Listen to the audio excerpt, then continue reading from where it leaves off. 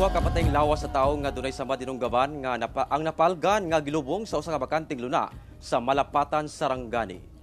Usa ka lalaki ug usa ka babaye ang mga patayng lawas nga nakalutan sa otoridad sa usa ka bakanting luna nga tapad sa usa ka abandonadong balay sa barangay Lon Padido, Malapatan, Sarangani pasado alas 2 sa hapon adlawng Miyerkules. Halos wala na kini mga tapot sa lawas. Ang lalaki nagsulod na lagog underwear. Dunag kini tattoo nga hulagway sa tigre sa wala nga abaga niini. Samtang ang babae mubo ang buhok ug dunay nakasulat nga tattoo nga cherry and chikay sa wala nga bukton. Dunasab kini tattoo nga daw bola sa tuo nga paa. Matod sa kapulisan matod sa Malapatan Police, ang maong mga patayng lawas dunasay mga sama dinunggaban sa lawas. Gidala na kini sa usa ka punerarya sa maong lungsod.